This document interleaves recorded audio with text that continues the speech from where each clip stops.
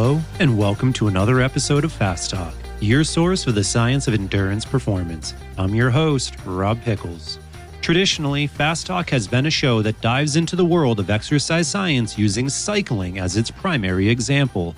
However, believe it or not, we don't spend all of our time thinking about bikes. Many of our listeners and athletes that we coach are runners.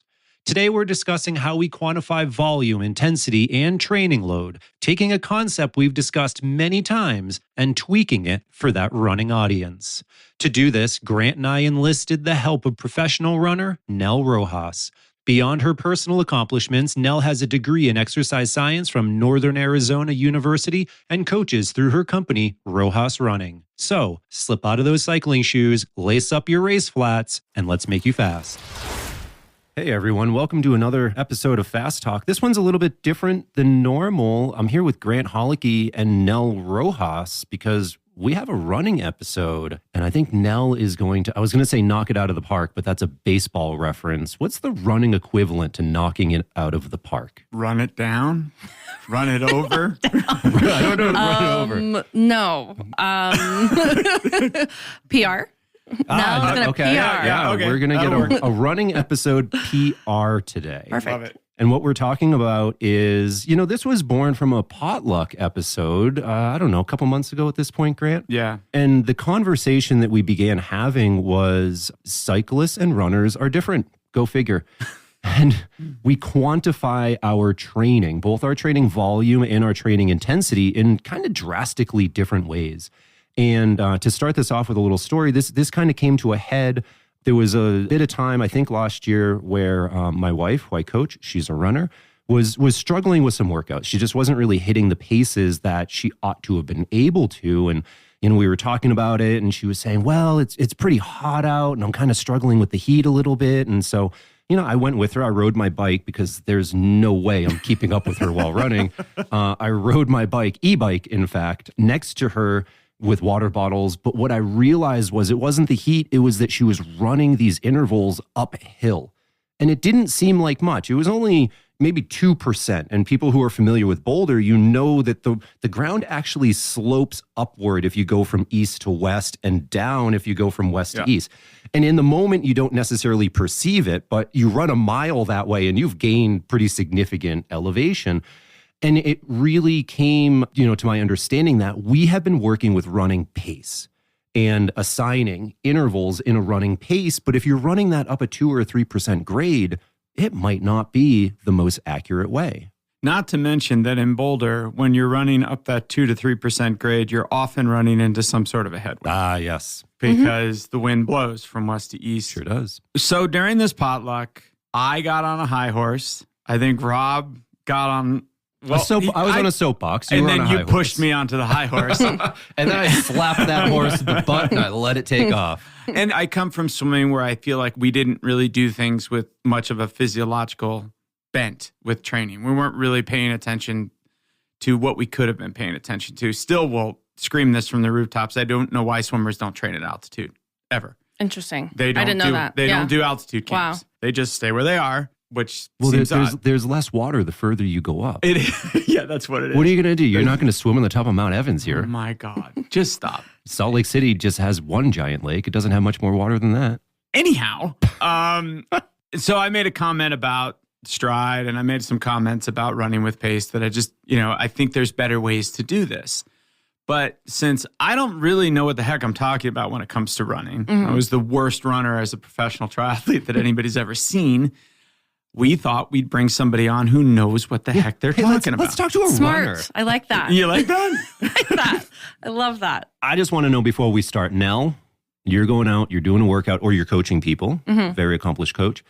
How are you describing pace and volume to people? So when you've coached for as long as I've coached, you understand, like things that you guys just talked about at the cookout are things that I understood as an 18-year-old, and we've gone through this and we're like, okay, I grew up running off of effort because we had Timex watches, kind of like, swimming. Yeah. We didn't know the distances we were going. So we went by, I don't even think I wore a watch in high school. Sure. It was like, okay, run to the top of the canyon and back. That's what we did from here, right across the street every day.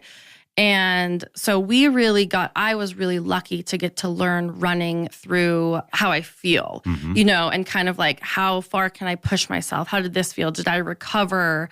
Things like that, which is, instinctual. And I think that my goal when I coach a runner is to make them autonomous and make them be able to critically think about how much they're pushing themselves on each kind of run. So like if they know the goal of the run, so for example, if it's a threshold run, if it's speed work, if we're going marathon pace, I want them to be able to internalize what's going on in their body, understand it, and be able to make decisions on their own. Because likely I'm not going to be there. I do coach in person in Boulder. So for those athletes, that's super, super helpful for them because I can guide them through that. But half of my athletes are not here. So the answer to your question is it completely depends on the athlete. But here's what I know about the athlete when I start to coach them. Here's what I get on their intake form, and here's what I learn about them immediately, or like as soon as I possibly can.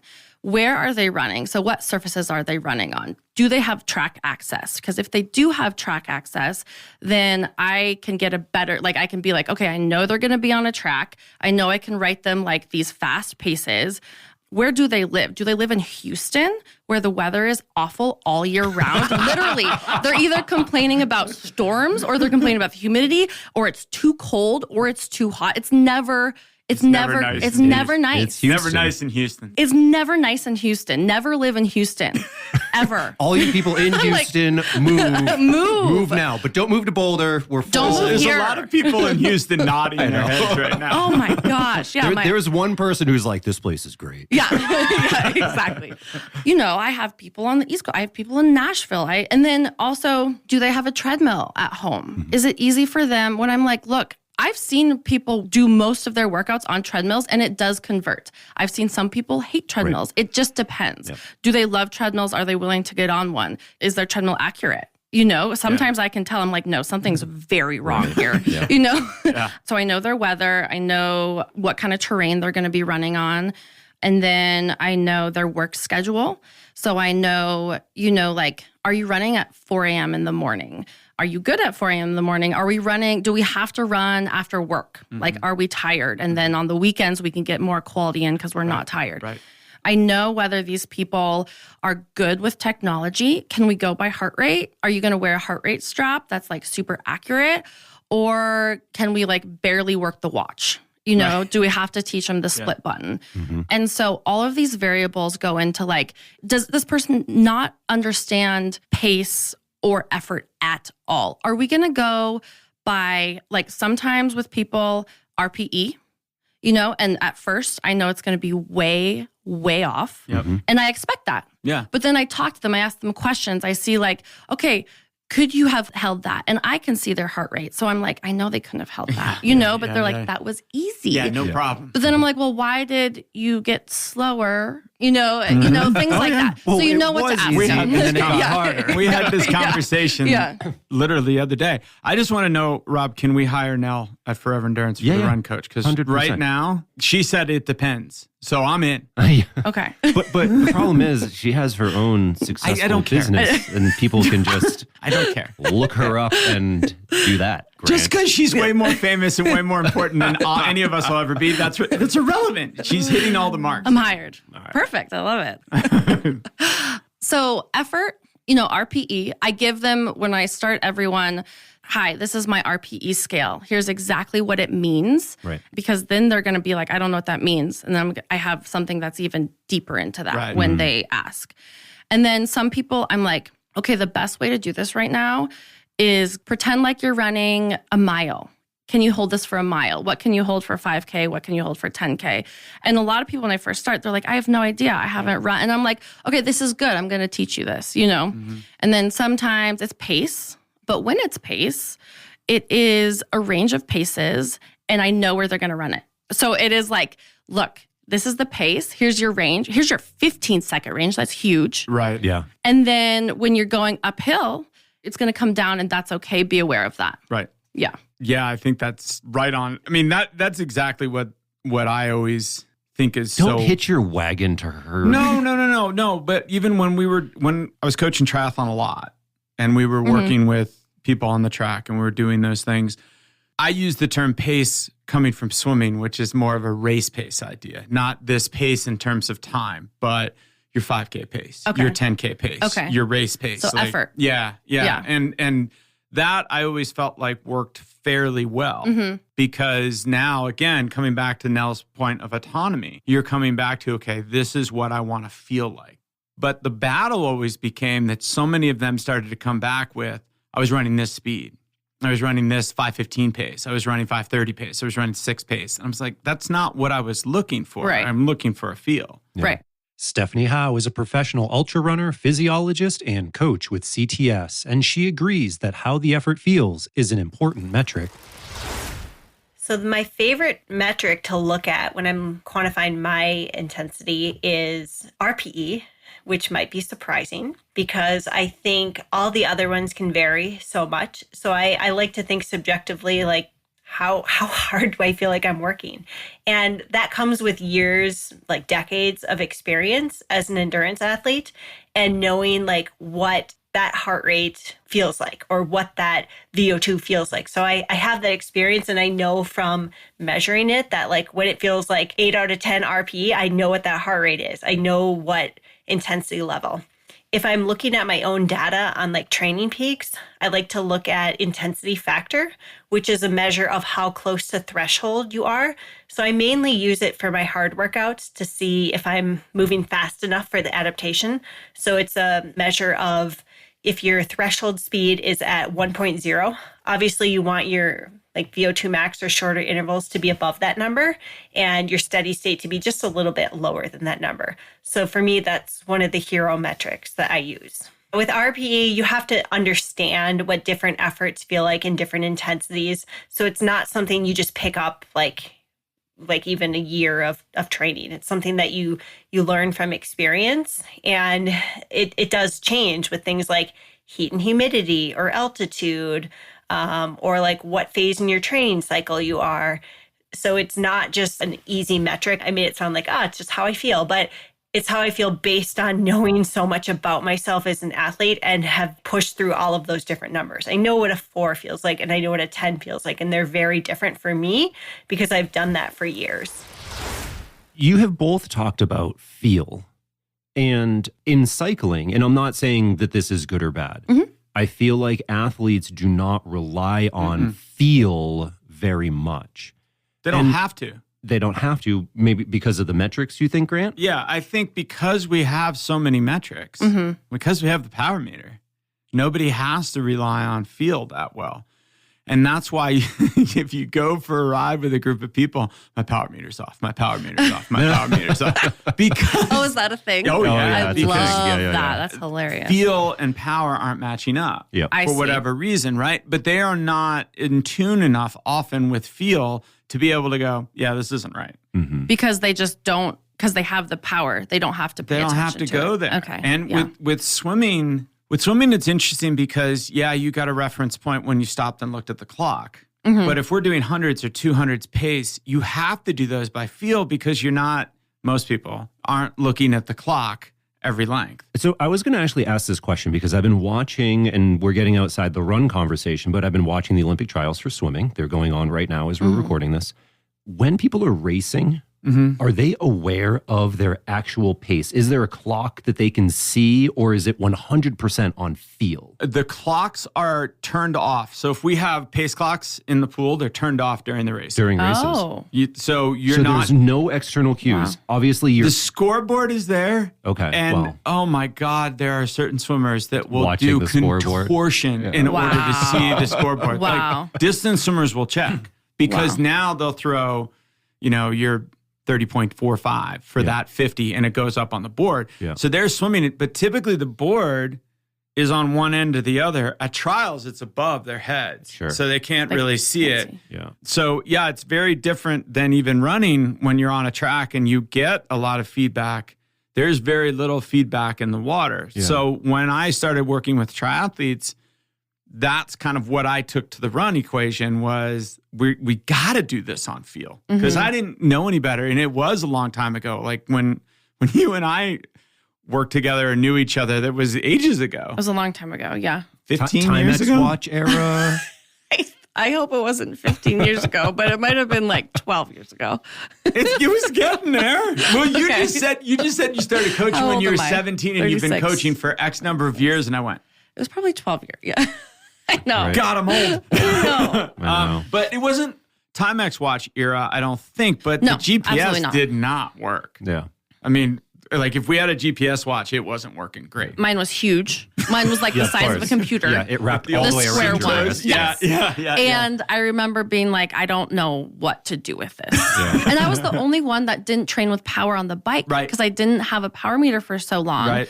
I just tried to hang on to Flora. Yeah. Well, And I knew no better. Yeah. which Yeah, will I get get you it. pretty good. And I got really good. Because it's Flora. Yeah, exactly. You know, something I'm noticing as we go back to this feel conversation, it strikes me that running and swimming, I will say, are a little bit more pure sports than cycling, right? In cycling, Absolutely. there's a lot going on. You're traveling faster, you're focused on the terrain, trying not to, go in that pothole. You have a bike. You have a bike, this you have a mechanical piece thing. of equipment that Exactly. And with running and swimming, it's kind of just you and the motion and the interaction with the ground or the water. And you are feeling, how am I towing off? How is my arm entering into the water? Yeah. And I can understand how rating a perceived exertion and feel are maybe a little bit more in tune if someone is able to do that.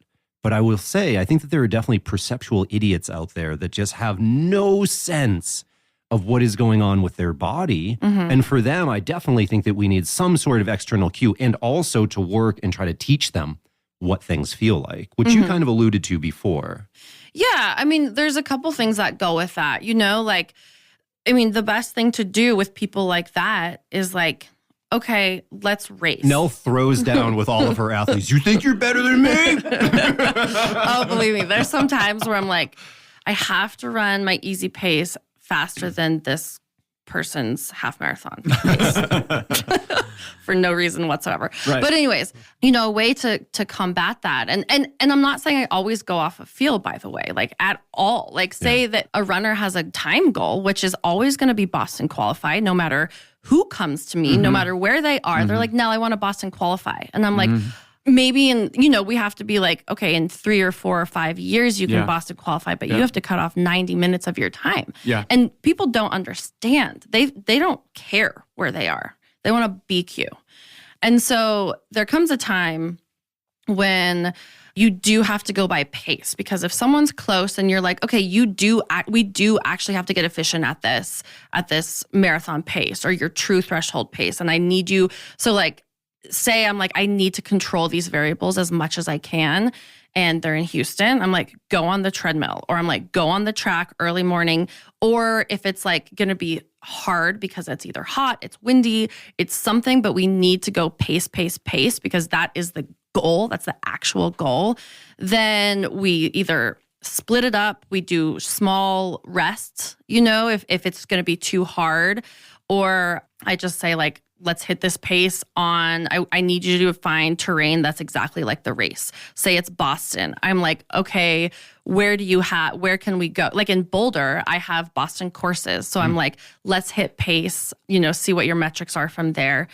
But a good way to, teach someone about pace and listening to their body is basically like, say they, I'm like, okay, if I can like get them to a place where they can race hard in a 5K or a 10K, then we can extrapolate pretty easy on paces or heart rate, and then teach them, And a lot of times I can tell if I look at their training peaks chart, I can tell what they can hold for, their 10-mile threshold, You've been doing this a while?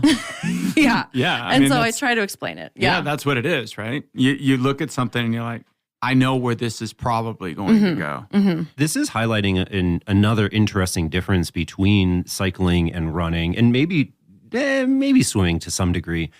There are often times where there is a very specific goal. I have to cover 26.2 miles in exactly this time because I want to qualify for Boston. And that I can see really sort of sets this very objective sort of pace that you have to hit. Whereas in cycling, you're very much typically racing other people. You don't know what speed you have to ride at. Yeah. Aside from something like maybe a time trial, Grant, how do you feel, and I'm just asking the question, how do you feel about, say, pacing time trials, one person against the clock, stacking up against other people, which is more kind of how running is? How do you feel about pacing that on speed, which is not normally something we would ever recommend people do? No, but I don't mind that. I do think it's interesting because I was listening to somebody recently, and basically what they were saying is the purest metric is speed. Speed is the only metric that really matters, right? Right. Because that's the end goal. goal. That's the goal. Yeah. So when you're talking about a time trial and you're having to bring in things like CDA, like aerodynamics, like conversation of momentum, things like that on the bike, power probably isn't necessarily the right metric to be using. Maybe we should be using speed a lot more. Oh, interesting. But again, you have to control for the variables, right? You have to control for the altitude, the wind, the gradients, all of those metrics. And I think that's probably why we don't choose to do that very much on the bike, because that's hard to control. You know, Nell's gone out and done the work from what she's saying about, here's my course that's similar to Boston. Here's my course that's similar to this. You want to go well at Boulder. Here's the course, run part of the course. Right. But bringing into those considerations, that's not something I see a lot of the athletes doing. So it's really encouraging to hear that the coaches are doing that. Because I will tell you that triathletes stand in the middle between running and cycling, and they do things completely different. I mean, they're standing there going, I didn't run my time on that 10K, or I didn't swim very fast. And the only, like from my years in triathlon, I'm standing there going, dude, the buoy probably floated away. Like those things, they don't measure anything right in triathlon. Right. We used to watch it in ITU races, and you're like, okay, they just ran a 28 10K. Right. Come on. Yeah, exactly. No. That did Absolutely not just not. happen Yeah. unless it was straight downhill. So we've had a really good conversation so far just about differences between cyclists and runners. Now we've gotten some awesome insight from you into how you do things, and I think that your method is actually super impressive. I love when coaches have all of this stuff figured out and you were like, when they ask the question, I have the resource. Like that's awesome. And coaches, if you don't have stuff like that ready, take the time, do it now. It makes you more effective as a coach in the future, and it actually makes your job easier when you have those resources ready to go. But it takes time to learn what you need to have ready. Definitely. You know, like you'll get the same questions coming in, or you'll notice the same things, and you'll notice like, oh, I need to like explain that to someone. You know, like it's just like, it'll come too, you know? Well, let's be honest, we make the same mistakes enough times that we're like, exactly. oh God, we got to solve exactly. this. When I was 17, was I like, oh, I need to, no, I wasn't. I was like, just do this. But none of us had any foresight when we were 17, so you're forgiven on that one. Yeah. You know, I'd love to have a little bit of a deeper conversation about sort of various metrics. And the place that I want to start is, how do we define volume specifically? In the cycling community, I think it's a little bit more common for people to say, go out for a 2-hour ride, go out for a 5-hour ride, do 4 10-minute intervals, and to define things as a duration. In running, though, I think it's a little bit more common for people to say, go for a 10-mile run, do 5 by 1 mile repeats. And we have more of a distance, and granted, maybe not when you were starting your career, but now in the age of GPS watches, my 11-year-old runs with a GPS watch at this point. We, Grant's shaking Take it away his from head. her. And hey, she runs in super shoes sometimes when she's wearing that GPS watch, Grant, just to make you happy. There you go. Oh, gosh. You know, is that accurate in the distance is a little bit more common in running? And why do we think that is versus duration? Yeah, distance is definitely more common. And I think it's because, I mean, I know as like a marathon coach, they have to complete 26.2 miles. I'm aware of how, you know, like say I go out for an 8-mile run and I know that's an hour for me, but I'm aware that for a lot of my clients, that's 75 to 90 minutes. Right. So I am aware of that. And so when I'm starting someone, I might look more at time because I'm like, they can't go out for 75 minutes, you know? Right. But I think when you get more into the book of training and you get closer to the race, like you're like, no, they have to be able to run this amount of mileage. They're going to be out there for longer, but like 26.2 miles, you know? So as a marathon coach, I think that's what I'm thinking about. Yeah. Well, I also think in running, you run set distances. In cycling, it's not a set distance. I run set times. I run for an hour and I stop wherever I am. Well, and get an Uber. but the fact that you run for an hour is impressive. Well, let's go back. You run for an hour? Yeah, exactly. I'm looking at you and I do not buy that. But I just mean, a bike race can be any, it's a distance. Usually it's not, but the distance varies, right? It's not, I'm going and doing, maybe now with gravel, you do a 100-mile race, but you do. Oh, sure. Not every road race is 65 miles long. Right. That's what I'm trying to get out I in a see. very. There's no marathons in cycling. It's not a set distance. And I think that lends itself to pacing or to mileage run. But I also will say that I feel like most beginner athletes come to the sport with the mentality of distance. Even we were having the conversation. It's more of an achievement. Yeah, right? we were even having the conversation with Griffin the other day about I wanted to ride 20 miles. Yeah. And I wanted to run 5 miles. So I think we come to the sport, any sport, with this idea behind distance. That's the metric we know. Yeah. And then in cycling, the culture has kind of converted that metric to time. Okay, we're going to do time. We're going to do time. We're going to do time. And I mean, and even kind of converting runners or triathletes toward that mentality, it takes some time to do that. Yeah. Nell, it was interesting that you're kind of doing these back calculations in your head, even though you're prescribing in distance. I'm interested to hear, let's take this situation. Maybe somebody does a long run down here, flat in Boulder, flat roads. Let's just say their long run is maybe 13 miles long. It's a very long run for me. It's a not so long run for other people.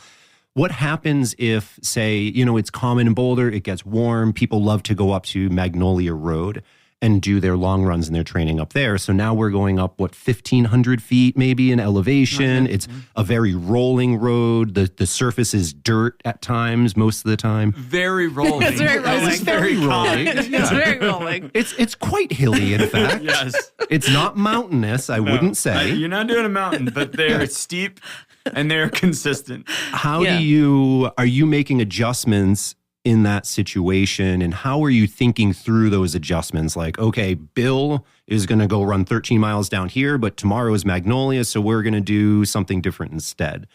Yeah, I absolutely have a time goal for my athletes doing long runs. So if they're going up to Magnolia, I convert it. A lot of the times I'm like, okay, we're in maintenance mode. We're not building for a marathon right now. We're not in marathon season. Maybe we're doing like a speed block. And I'm like, I need their long runs like 2 hours. A lot of times it's 2 hours. So I'm like, what does that convert to? 10 miles up at max, Or say we are doing a progression, a marathon progression. Well, that's going to be like, it's like I progress it in mileage. So I'm going to progress it in time as well. I know how much time it is always. Yeah. So yes, I convert it to time, which is kind of fun. And I know time is actually what matters, kind of like speed in what you were saying. Time is what physiologically matters, right? Yeah. So I think having that in mind is really important. Now, obviously, with mags, it's something that you've run, I'm sure, countless times, or maybe not. Maybe there are some people that shy away from like running up there. But what do you do with athletes who aren't local to you? You talked about coaching remote athletes. Do you happen to have any like tricks to conversion? Do you plan like a route on Strava? Like, how do you say, oh, instead of doing 13 miles today, you should do 11 miles as a distance coach? We talk about depending on what race is coming up. So once again, it's always like dependent on where we are in their cycle. But depending on what race is coming up, say they have Boston, I'm like, we talk about it. Where do you have that is hilly? I need you to go hills. I need to go down hills. And so I know. And so we talk about like, you're going to go off of effort, or maybe for this section, you're going to go off of pace. And then for this section, you're going to go off of effort. But then also if we're in like a speed cycle, I'm like, I want you to go like flat. So the Training Peaks title will say like 12-mile long run flat. the next week we'll say 12-mile long run, for example, hilly. Yeah. And then they'll be like, Nell, what kind of hills do you want? And then I'll tell them and we'll have a conversation, but it's always a conversation. Or they come to me and they're like, Nell, happens all the time. Like I have an opportunity to go here with a group, or I have an opportunity to do this. And I know because they're with a group, it's going to be faster. So it, it just like depends. But it's almost always a conversation. Yeah. I think that's an interesting progression, right? Where you're defining the terrain that people ought to be running on. And 12 miles flat is easier than 12 miles hilly, probably. And it's less duration to do it on flat than it is hilly, presuming that people are dropping their pace back a little bit as they're going up the hills. Yeah. Or, they say like, they're like Sunday with the boys. I'm like, oh, okay. Oh, crap. So we're racing. You don't know. That doesn't happen in running, does it? The Sunday long run never becomes a competition. The pace usually starts out okay, in my experience. And For then like you just 2 miles. Watch it ramp up. Yeah, it depends. Yeah. So let's talk about that. We've touched on pace a lot. I've thrown out, some of my caveats. Grant, I'd love to hear some more of your caveats to pace in terms of what do people need to be thinking about when they're prescribing intensity by pace so that we don't get tripped up, so that you're not training easier or harder than you ought to be. So I think Nell alluded to all of them when we first started talking about this. I think terrain is obviously a big one. Surface is a really big piece of the puzzle. But I mean, out here for me, one of the things that we literally run into a lot out here is wind. Yeah. And I think people don't really take into consideration wind. And even when we start getting on the track, I went so far as when we were talking before, we would take into consideration wind in the pool, in the outdoor pool, just because of how hard it can blow in Boulder. And we really just don't take that into consideration when we're talking about run pacing very often at all. No. I mean, as an athlete and as a coach, but as an athlete, you throw pace out the window immediately. You basically throw everything out the window. You throw your workout out the window. Your life out the window. There's no... Your happiness. You're pissed. But there's no other choice. Right. And usually you leave those workouts feeling, even though consciously, you feel very demoralized and you're like really upset about it. And basically what you have to do is you just have to like wait until the next workout and then reassure yourself you're on track. Because your effort feels high, but your speed is really so low. Slow. Yeah. Well, I think that's a really important piece. And I think that's something that we all have to kind of bring up and know as coaches, that we may know the circumstances are messed up, right? We know that somebody cannot perform in this, even if the athlete knows. And you may be, I've coached athletes for 5-6 years. They're very autonomous. They know. They're still doubting themselves. They're still upset about it because they're still in this mindset because we want to achieve. And so it's very, very hard to go, it was just the wind, because you don't know. It's this big black box suddenly that you don't know. And you're using something that's very finite to define that, right? Like pace is what it is, like to the number, to the second, right? And then now you're putting this into more of an ethereal thing. You don't know how much that wind is affecting you. You don't know how much the grade is affecting you, but you know that pace number is way off of where it should be. And oftentimes I think to a bigger magnitude than people realize. Oh, absolutely. Absolutely. I think that becomes the biggest thing, right? Is that we're going to assume it makes some sort of a difference as an athlete. We're like, I know. It's 2 seconds per mile. A little difference. Right. But you almost have to run slow into the wind to realize how much it slows you down. It's like riding a bike into the wind. We had Boulder-Roubaix out here on an incredibly windy day, and they were finishing dead west into a 45-mile-an-hour wind. Yeah. And I had one of my athletes go, that was the slowest sprint I've ever done in my life. And I said, what gear were you in? He goes, I was in my easiest gear. And the finish is flat. Right? So when you start getting that kind of where would I normally be? And that's just not something we tend to think through on our own. That's why I think coaches can be really valuable in this. And I think it's why runners get in a lot of trouble when they're not being coached, because they do fall back to pace. Right. They do rely simply on, run speed, right? How many minutes per mile am I running? And look at that. You were in your smallest gear versus you would have been in the big ring in one of your biggest gears. Like that split is gigantic, and it's hard again to measure that. Endurance sports are hard. That's why nearly every endurance athlete eventually faces an injury. Some injuries are easily resolved, but others can end your season. Visit fasttalklabs.com to see ways to bulletproof yourself against some of the most common endurance injuries. Physical therapist Dr. Carol Passarelli shows ways to resist IT band syndrome, runner's knee, and plantar fasciitis. Become more durable. Visit fasttalklabs.com and search for Bulletproof. Nell, I'm interested when we're talking about running pace. Do you make any adjustments? Really common here in Boulder for people to be doing their longer runs kind of northeast of town, a lot of dirt roads out there. Do you see a difference? And this is, I honestly don't know. Do you see a difference in the pace that people run per effort on like a paved surface versus a dirt road surface, maybe versus a trail looser surface? Sometimes because of what shoes they'll wear. Okay. So maybe if they're on trail, they're not going to be wearing, some kind of plated shoe or faster shoe. Or depending on the person. Yep. Some people are like, I went trail running. And I'm like, no, you didn't. I'm like, do you think that was? I was like, that was a road. You're trail running. You ran a cinder path. Exactly.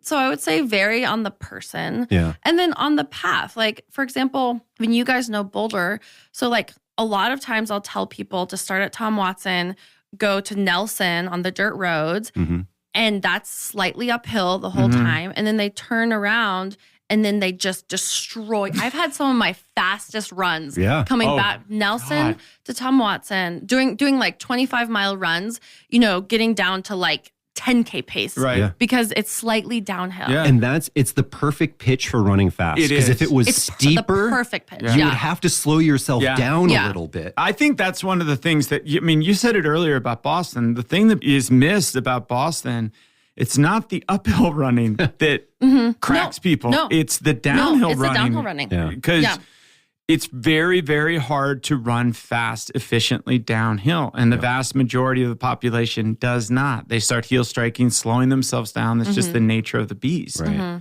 But that pitch is ridiculous. It's so nice. So fast, yeah. And also, like, some people don't understand that it's downhill because it's slight downhill. Yeah, so they're yeah. like, I just Exactly. feel great Yeah, today. and there can be a tailwind. And that's where you fool yourself too, right? Yeah. Is like, Yeah. oh, I'm the world's best runner Which right is fine. now. Yeah. I'm like, good. Think that. So while we're on this pace and grade conversation, do you, either of you, but Nell, I care more about Nell. I care more about Nell just so too. you know. Do you ever use these sort of calculated metrics like normalized graded pace that Garmin has available on their watches to say like, oh, you were running 7:15, but you were going uphill, and that's actually like you were running 6:45 based on this normalized graded pace conversation? Absolutely. All the time. Because like we've talked about before, runners, they get really down on themselves and they get really negative really quick, and they get really nervous, really anxious really quick, especially close to race time, right? And so I have to point out a lot. I'm like, you have to look at your normalized, because look at how fast you're running. You were going uphill for this. Like, this is great. Yep. And I think that helps a lot. Yep. But if you guys were wondering, the other way, I don't tell them. Because they'll be like, I ran so well. And am I going to be like, no, you really didn't? Actually, no, I'm not. I'm going to let them, I'm going to be like, yes, you ran so well. And I'm looking at it because I look at it because I know. Yeah. Right. You know? Well, actually, just so you know, you're terrible. Yeah. I'm like, no, that was one of your worst runs ever. But funny. Sounds like my style. Mark. Yeah. Downhill. yeah. But no, I'll make sure they understand, kind of like, I'm glad you felt great. What shoes were you wearing? I make sure they take these things into account. Right. Because it's hard to, like we talked about before. So as a coach, you really have to keep on telling them. Right. The normalized graded pace is actually the solution that worked with my wife, Melissa. Oh. I had her put it actually directly on her watch so she could see it in the moment to see how that grade was affecting her. But with the understanding being this is a calculation based off GPS, based on it accurately assessing how much of a hill you're going up. There's a little bit of a lag there. I think it's most accurate if you're going up a long, steady grade. You're in the woods and you're going up these short, steep things. It might not be very accurate. Right. But yeah, so I think normalized graded pace can certainly be effective for people when grade is the issue. I needed to do that on my run this morning. I needed to see a little normalized graded pace. You're living... Where'd you run? Well, I was going to say you're living in a hillier area now, but you're maybe Well, I not. came off 5th Street and I ran up Broadway. Okay. Like, boom, straight up Broadway from Iris. Oh, yeah. And then turned over and ran to River Swim Practice at Elks. Going up that Nice. 10, 20. I know. So At there that once point, was a time, man. fast walking for me. Yeah. Yeah. Well, no, up that hill. But I mean, that's another thing that I really encourage my athletes not to do. I'm like, do not look at your pace during easy runs. I don't they'll be really impressed with their pace during an easy run. And I'm like, I never look at my pace during an easy run. And that's You know? the whole point. Is Yeah. not looking at it. Right. The one thing we haven't touched on yet with pace is fatigue, right? Yeah. So that's a really, really important one too. You know, a lot of times I'm like, okay, well, you ran a really hard long run 4 days ago. And people are like, yeah, that was 4 days ago. But I'm like, no, you're still feeling that. So maybe you're not hitting your paces because you're fatigued. Coaching error. There's so many times where I'm like, look, coaching error, I needed to back you off here, you know? And it's good to be mindful like that, right? Like, yeah, certainly. Yeah, I think that part of it's interesting. That's something that cyclists are very poor at too. Oh, really? With power. Oh. Because they want to hold the same power all the time. So I almost feel like cyclists with power become runners with pacing. Okay. Yeah. Right? So a runner comes off of, this is my best ever 10K. And that's the pace. I think that everybody tends to translate what they did in a performance setting and then bring it back to a training setting and say, why aren't I doing this in the training setting? And you're right. Runners are hard on themselves. I remember you were hard on yourself and you probably still are. And that's part of what drives them. That's part of what makes them so good to go out and do something that is objectively very, very difficult on a daily basis. I will joke all the time that runners are masochists because you go out and exercise on a bike for 2 hours, you get to coast. It's this thing, you get to coast. Right. It's amazing. Well, yeah. And then runners are like, downhill, sweet. Oh, it's steep downhill. This is harder. It's harder. It's like everything's hard. Everything's hard. Listening to both of you talk, we're identifying some issues with an external measure of intensity, right? Being pace, being Grant on your side, cycling wattage. What about internal measures of effort? Specifically, I'm thinking about heart rate. It seems like I know a lot of runners that refuse to use heart rate. I don't know, maybe we're going back to purity of the sport. But does something like heart rate play into coaching for runners, and how do we use that to its best effect? Yeah, I would say it absolutely does most of the time. Because runners are like, how about my heart rate? You know, they just want to know about their heart rate. Yeah. You know, Yeah. you have to know, and you have to reassure them, and you have to be like, okay, let's talk about your heart rate a little bit. So I think for the most part, helping them understand that their heart rate, you can only compare it to their heart rate, and that everyone has different zones, and we don't use the word zones in running like you do in cycling. Yeah, we do. But They use ranges. ranges. We use ranges. Okay. But anyways, I mean, they do use zones and heart rate, but basically you have to teach them, like, you know, there's really, the patterns vary widely. And so if we can get enough data on you, then we can start using your heart rate. But we need enough data, and we need to see like what happens with it and test it at race distance, at threshold, at, all these different things. And then we can start looking at their heart rate for, if they want to do that for training, if they want to train up heart rate. Now, we talked a lot about how running is really defined by kind of pace and speed because people are looking for, a Boston qualifier. Does more of that external measure like pace oftentimes trump heart rate? Are you using them pretty equally with each other? I would say I use heart rate a lot when it comes to getting people to slow down on easy runs. Perfect. That's like, but Grant is gesticulating over here. Love it. No, that's a big one. I love the heart rate ceiling. Keep it below this. Because even if there's external factors like a little fatigue or a little dehydration or you have to go to the bathroom, which pushes heart rate up, good, you're even lower. Yeah, go easy. I mean, but that's one of the hardest things with athletes is to get them to slow down enough. So having a metric that says we're going to slow you down, but also keeps them off the watch, because it's really hard to say to somebody, listen, I need you to run 11-minute miles today, or I need you to run 10-minute miles today. They're like, what? No. Yeah. At a certain level, they're okay with it. Yeah. You can watch some of the marathoners around town here doing their shuffle. Yeah. I'm okay. I'm okay with it.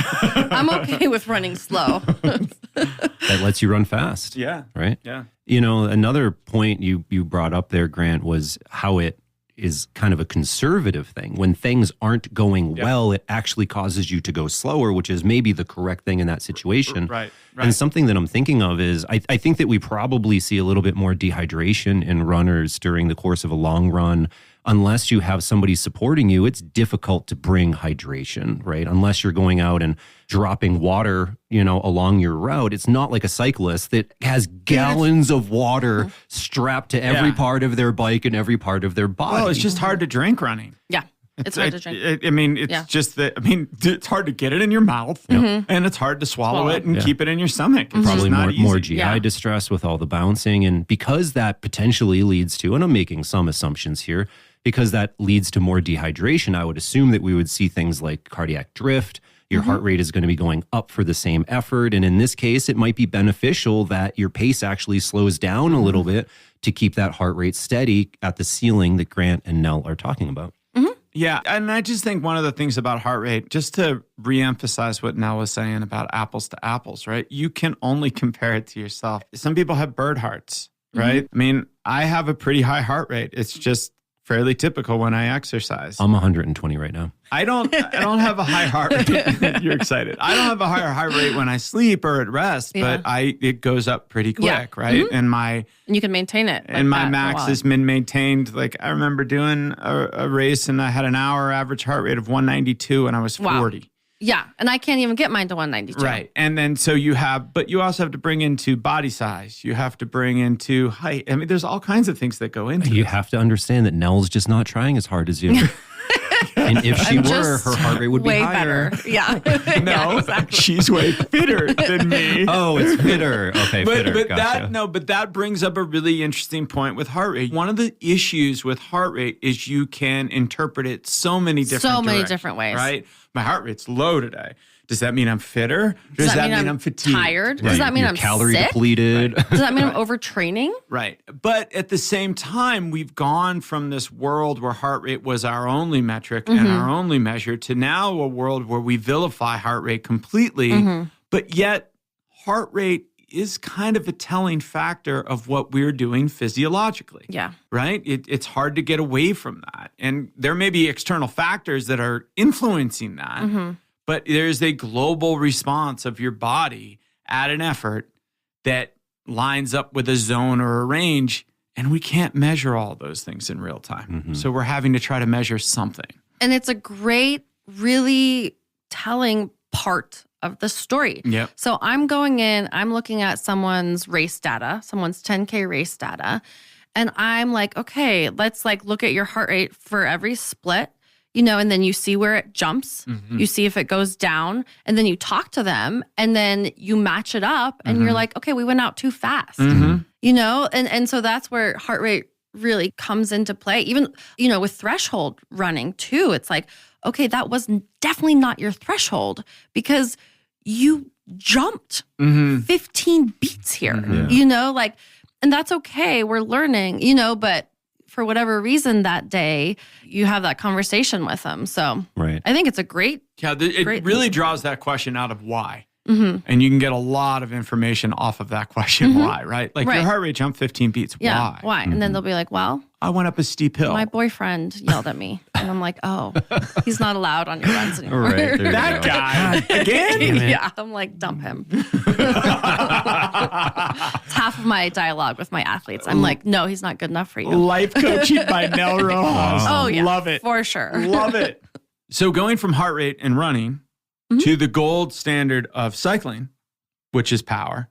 You know, we use power all the time. There is a power option now in running. And this is what got me in trouble a little bit in the potluck in-house. But is there a power option in running? Okay, well, this is a little bit of what I said when we were talking about stride.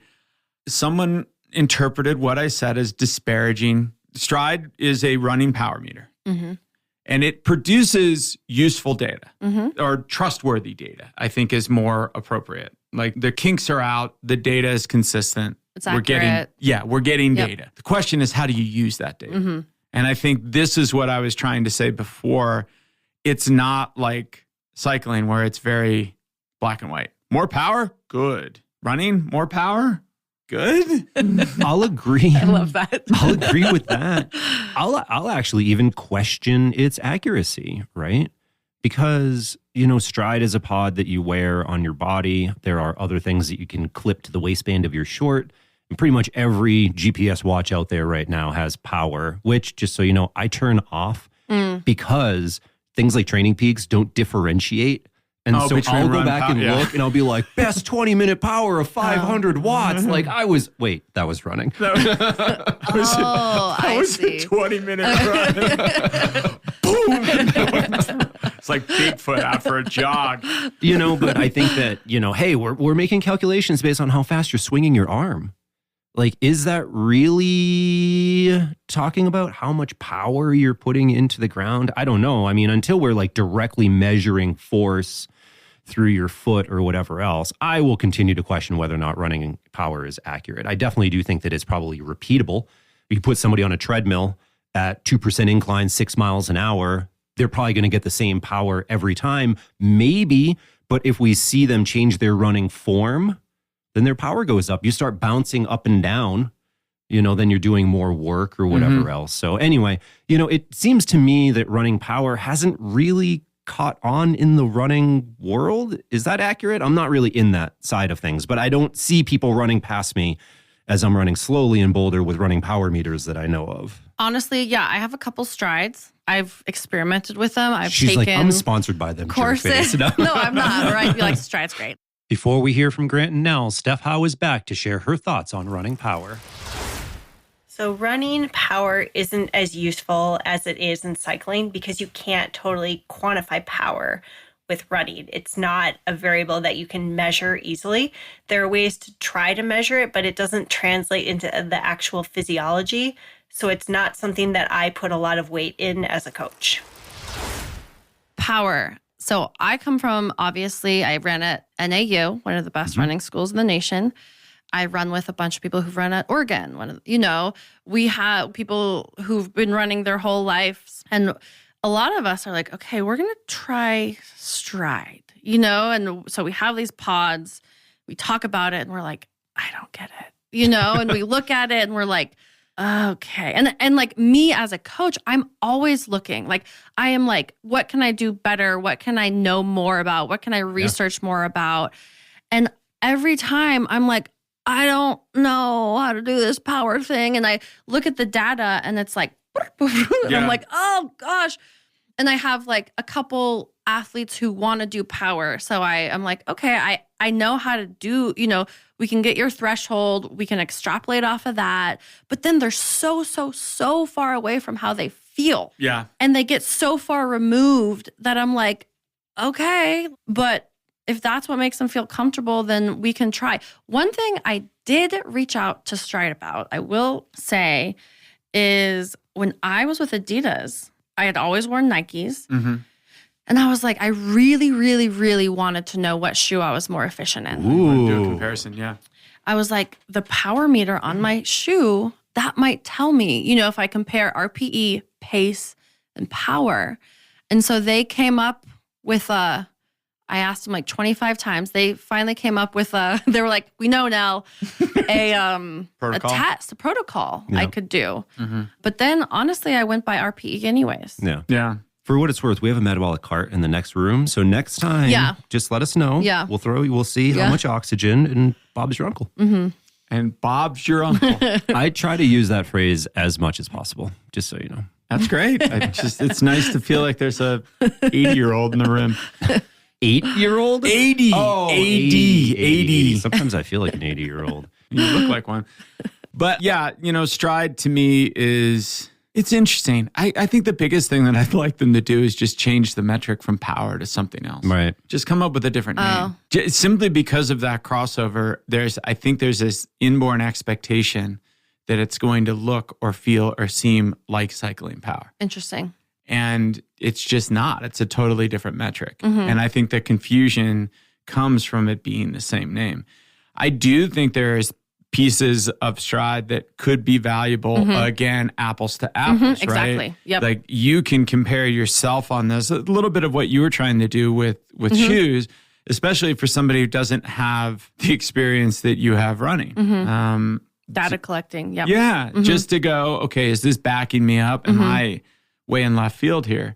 But as a coach, I think it's hard. I don't see it as a place yet where you could prescribe run at this power. And that's what we rely on it for cycling, for sure. I'll ask the question of both of you. Is that because we just don't have enough experience with it, or is it because of the metric itself? Maybe all of the above. Yeah.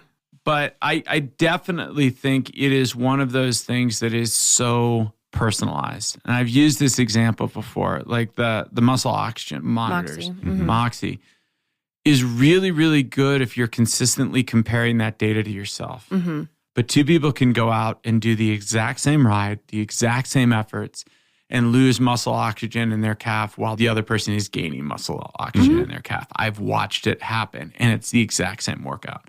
It's just different pedal styles and different, one might stand more. All of those elements of it change and put enough variability from person to person that the only comparison can really be intrapersonal. Right.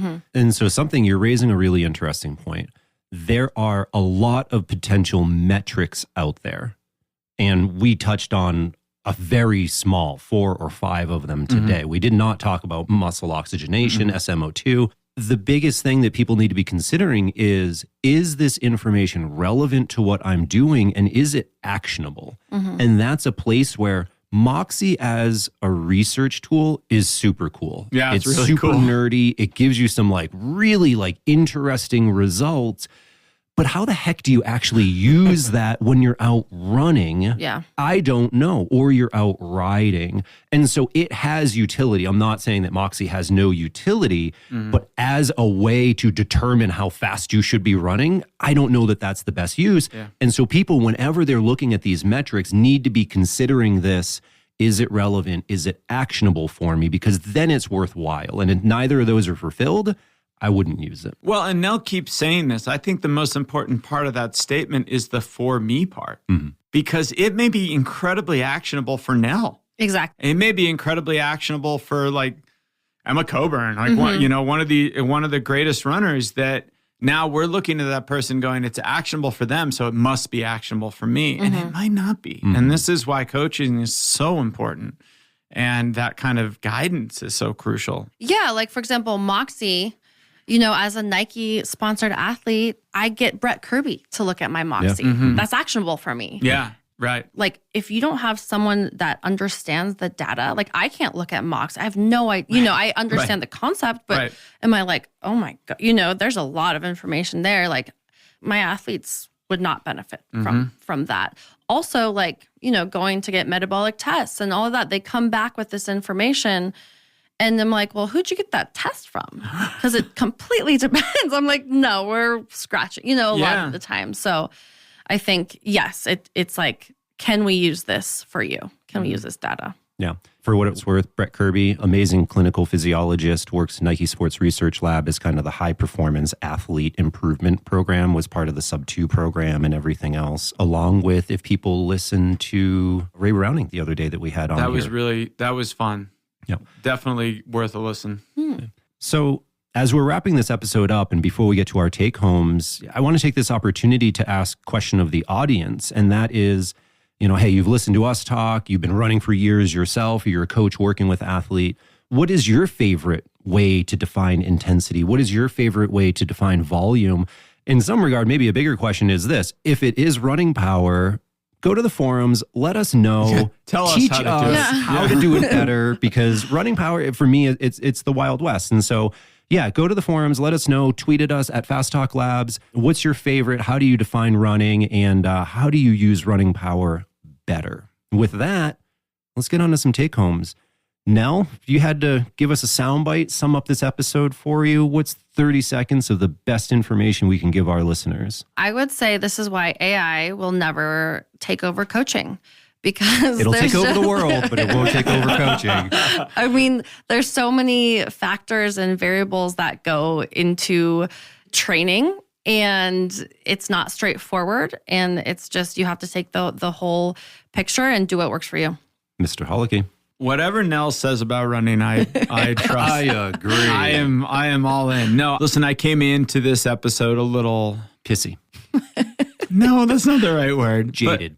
Jaded is the perfect word. And I think it's so much of the time that I've spent coaching triathletes and then just kind of watching runners from afar. And it's really heartening to know there's coaches out there like you that are saying it depends and looking at all of these variables, because I want to know that people are looking at those variables. And I think it's just so easy for athletes to just be black and white. We want to get better. We want to improve. This is improvement. I need to go faster. Boom, done.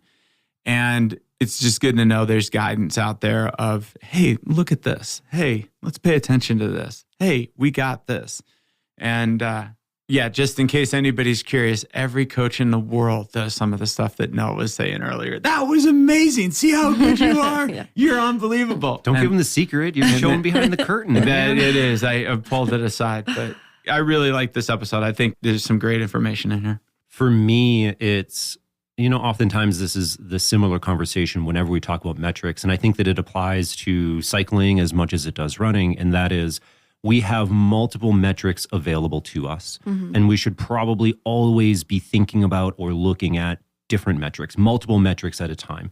Just because you use feel doesn't mean you can't use pace as well. Mm-hmm. And we're looking for these metrics to correlate with each other. Mm-hmm. In some situations, we probably have to weigh a little bit more heavily on one metric over another. Mm-hmm. Hilly trail run, maybe rating a perceived exertion is your number one metric.